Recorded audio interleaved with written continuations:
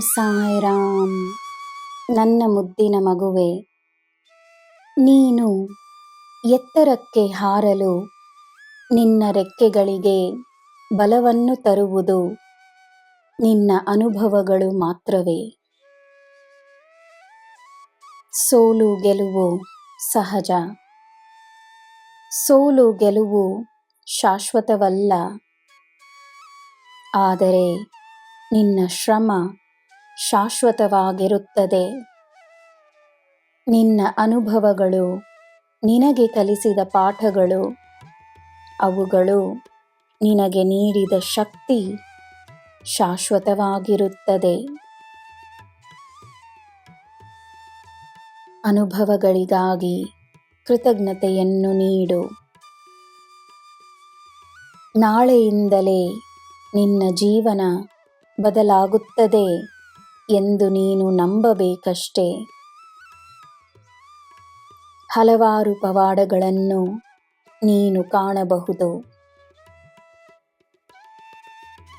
ನಿನ್ನಲ್ಲಿರುವ ನನ್ನ ಧ್ವನಿ ಜೀವಂತವಾಗಿದೆ ಎಂದು ತಿಳಿದುಕೋ. ನಾನು ನಿನ್ನೊಡನೆ ಮಾತನಾಡುತ್ತಲೇ ಇರುತ್ತೇನೆ. ಗಮನವನ್ನು ನೀಡು.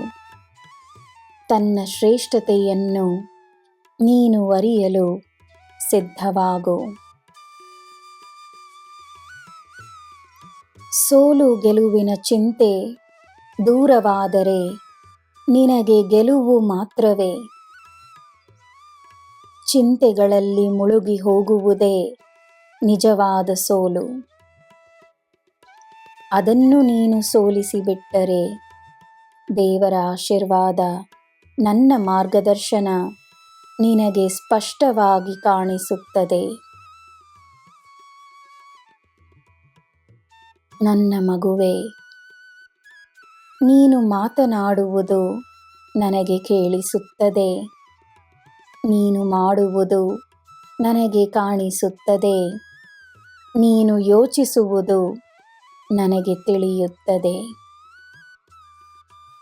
ನಿನ್ನಲ್ಲಿಯೇ, ನಿನ್ನ ಆತ್ಮವಾಗಿಯೇ ನಾನು ನಿನ್ನಲ್ಲಿ ಒಂದಾಗಿದ್ದೇನೆ. ನಾನು ನಿನ್ನನ್ನು ಚೆನ್ನಾಗಿ ನೋಡಿಕೊಳ್ಳುತ್ತೇನೆ. ಇದು ನನ್ನ ಭರವಸೆ. ಚಿಂತೆಯನ್ನು ಬಿಡು, ಧೈರ್ಯವಾಗಿರು. ನಿನಗೆ ಎಲ್ಲ ಶುಭವೇ. ಜೈ ಸಾಯಿರಾಮ್.